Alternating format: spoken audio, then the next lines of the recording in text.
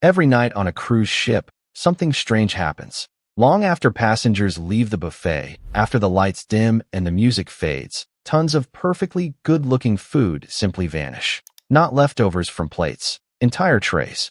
Food that was cooked, displayed, and never touched. And almost no one talks about where it goes. Most people assume it's donated. Others think it's recycled.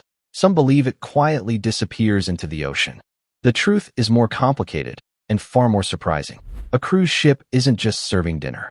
It's running one of the largest moving food operations on Earth. Thousands of people, tight schedules, zero room for mistakes. One wrong decision can cause illness, legal trouble, or environmental damage. What really happens to that food is controlled by strict laws, powerful technology, and invisible crews working below deck. There's a system behind every tray you see. And once you understand it, you'll never look at a cruise buffet the same way again. This is the shocking truth about leftover food at cruise buffets. So let's dive into 11 shocking truths behind cruise ship buffets. The systems you never see, the rules no one explains, and the hidden processes that decide what happens to every single tray of food once you walk away. Number 1. A city that never stops eating. A cruise ship is not just a vacation spot. It's a floating city that never sleeps and never stops eating. Every single day, thousands of passengers expect fresh meals, full buffets, and endless choices: breakfast, lunch, dinner, and late-night snacks. On a large ship, more than 15,000 meals can be prepared in just one day. That means massive amounts of ingredients moving constantly through the kitchens. Hundreds of kilos of meat, thousands of eggs, huge pots of soup, and endless trays of bread. Everything has to be ready on time, every time. Unlike a hotel on land, a cruise ship cannot simply run to the store if something runs out. Chefs must prepare extra food to avoid shortages, complaints, and chaos. Running out is not an option, and because of that, some level of waste is guaranteed from the start. Even with perfect planning, exact schedules, and experienced crews, a city this large will always produce leftovers. Not because the chefs are careless, but because feeding thousands of people at sea leaves no margin for error. Number 2. Why buffet food can never go back. Once food reaches the buffet line on a cruise ship, its fate is sealed. It doesn't matter if it looks untouched. It doesn't matter if no one took a single bite. By law, that food can never return to the kitchen. The reason is simple: food safety. On a buffet, food is exposed to hundreds, sometimes thousands, of passengers. People touch serving utensils, breathe over trays, and move food around without realizing it. Even if the food looks clean, there's no way to guarantee it hasn't been contaminated. On land, a small mistake might cause a few people to get sick. At sea, that same mistake could affect hundreds of passengers at once. A food poisoning outbreak on a cruise ship isn't just a health issue. It's a logistical nightmare with legal consequences. Because of this, cruise regulations are extremely strict. The moment food is placed on the buffet, it is officially considered served. And once it's served, it can never be reused, repurposed, or saved for later meals. So every night, entire trays of food are removed, not because they're bad, but because safety leaves no room for second chances. And this is where the real waste problem begins. Number 3. The technology watching every tray. For a long time, cruise ship kitchens relied on experience and guesswork. It was better to cook too much than to risk running out. But that old approach created massive waste, and cruise lines knew it couldn't continue. Today, modern ships operate very differently. Behind the scenes, advanced technology monitors almost everything that happens on a buffet. Sensors, data tracking, and predictive software record how much food is prepared, how much is taken, and how much is thrown away. Some cruise lines analyze every single tray. They track what dishes disappear fastest and which ones barely get touched. Passenger demographics matter too. Ships with more American guests prepare more burgers and desserts. Ships with more European passengers increase fish and salads. Even weather affects decisions. On hot days, heavy meals and soups are prepared in smaller quantities. What's surprising is this: it's no longer the head chef deciding how much food to cook. In many cases, it's an algorithm. These systems learn from every sailing and adjust future menus automatically. Thanks to this technology, many cruise lines have already reduced food waste by more than 40%.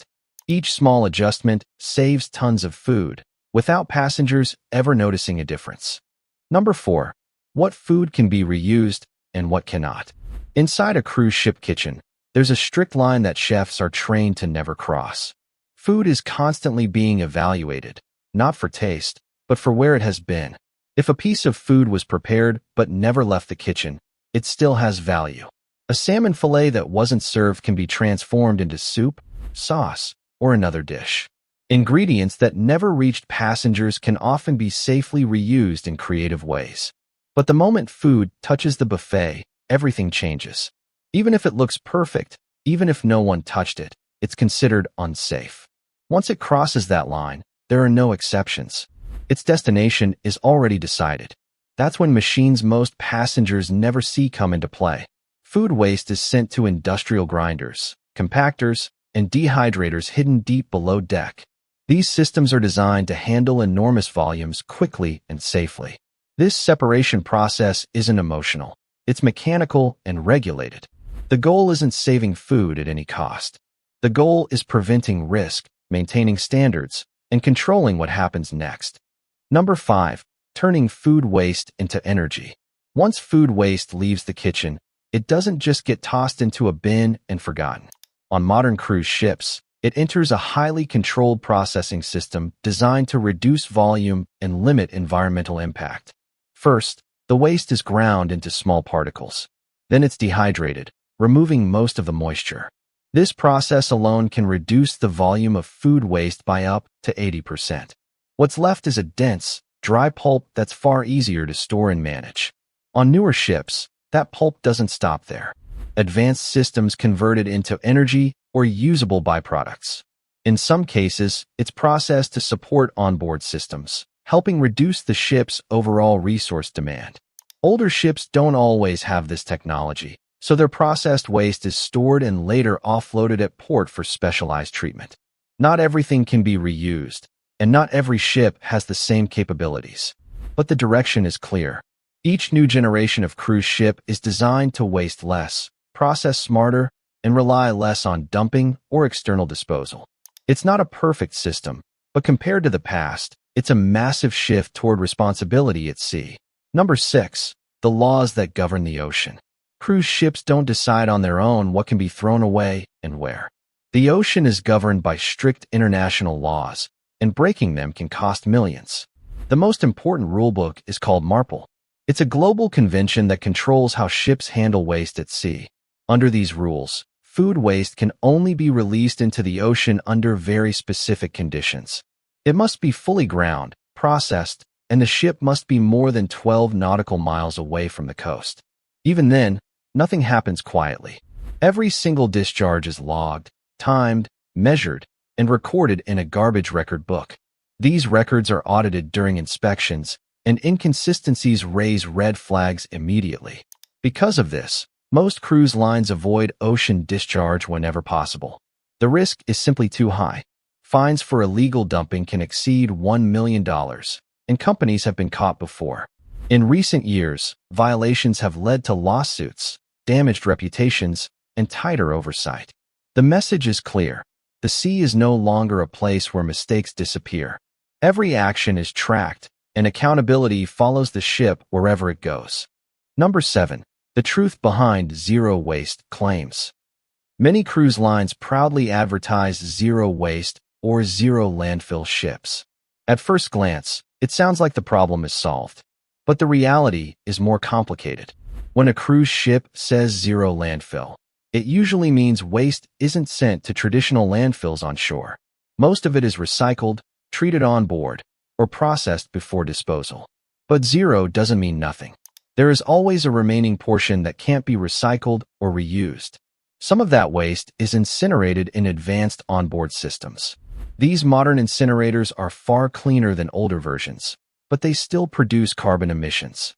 Others are discharged at port for controlled treatment. The waste doesn't vanish, it just changes form. That's why cruise lines are investing in cleaner fuels and smarter systems. Newer ships use bioprocessors and fuels like liquefied natural gas to reduce emissions. These changes don't eliminate impact, but they significantly lower it. There is no such thing as a zero-impact cruise ship yet, but the industry is clearly moving away from shortcuts and toward transparency. Progress may be invisible to passengers, but it's happening. Number 8. The hidden crew you never see. While passengers enjoy dinner with an ocean view, a completely different operation is running deep below deck. It's quiet, industrial, and invisible to most people on board. These aren't chefs or waiters. They're sanitation and environmental management teams working around the clock, 24 hours a day, 7 days a week. Their job is to handle everything passengers never think about, especially waste. Their workspace looks nothing like a luxury cruise. It's a maze of stainless steel rooms, heavy machinery, and control panels. Crew members sort leftover food, separate plastics, weigh trays, and log every step. Nothing is casual. Nothing is skipped. And it's not just food. Used cooking oil, glass from bars, cardboard from deliveries. All of it is separated and processed differently. On some ships, waste goes through up to 7 stages before it's considered handled. Every kilogram is tracked because every kilogram costs money, either in energy to process it on board or fees to offload it at port. It's a silent system, but without it, the entire ship would stop functioning. Number 9. The problem that still exists. Even with all this technology, strict rules, and hidden systems, the problem hasn't disappeared. Food waste on cruise ships is still significant. According to industry data, the average cruise passenger generates about 1.8 kilograms of waste per day. That number includes plastic, cans, and paper, but food still makes up a large portion of it. Now multiply that by thousands of passengers on a single ship, sailing for an entire week. The scale becomes hard to ignore. Some of that waste is recycled. Some is processed or burned in high-tech incinerators. And yes, a very small but real portion can still legally enter the ocean under international law. It's controlled, regulated, and documented, but it still exists. Compared to global shipping and aviation, cruise ships contribute a smaller share of pollution. But that doesn't remove responsibility. Every sailing produces waste, and reducing it further remains a challenge. This is why pressure from passengers, investors, and regulators keeps increasing. What once sounded like marketing promises is now turning into real experiments: food donation programs, onboard composting, and converting waste into usable biomass. The problem isn't solved, but it's no longer being ignored. Number 10. How passengers can reduce waste. Reducing food waste on a cruise ship doesn't depend only on the company. It also depends on the people walking through the buffet every day. Buffets trigger a simple psychological trap. When everything is available, people feel the urge to try everything at once. Plates get overloaded, and food ends up uneaten. Not because it was bad, but because there was too much. One small habit makes a big difference. Walk the buffet before taking a plate. Look at every station first. Then serve yourself in smaller portions. You can always go back. Taking seconds is far better than throwing food away. Live cooking stations help even more. Pasta bars, omelet stations, and grills prepare food specifically for you. Nothing sits under heat lamps. Nothing gets wasted in advance. What's cooked gets eaten. And if something feels off, ask questions. Curiosity creates accountability. When passengers care about what happens behind the scenes, cruise lines respond. Awareness may seem small, but across thousands of people, it changes outcomes.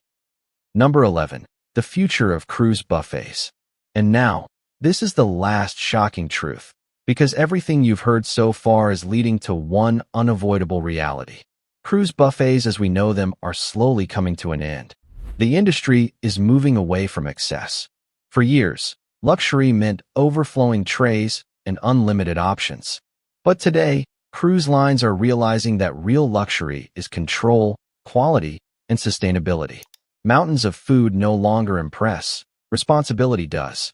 In the future, buffets will look very different. Fewer massive trays, more smaller portions, tasting-style servings that allow passengers to explore without waste. The experience stays premium, but the system becomes smarter. Some cruise lines are already testing digital tools that adjust food production in real time. Preferences are tracked. Demand is predicted. If a dish isn't popular, less of it is made. If something performs well, it's quietly increased. Artificial intelligence doesn't replace choice, it refines it. Within the next decade, today's buffet culture may feel outdated, a reminder of a time when abundance was confused with quality. And this shift marks the biggest change of all.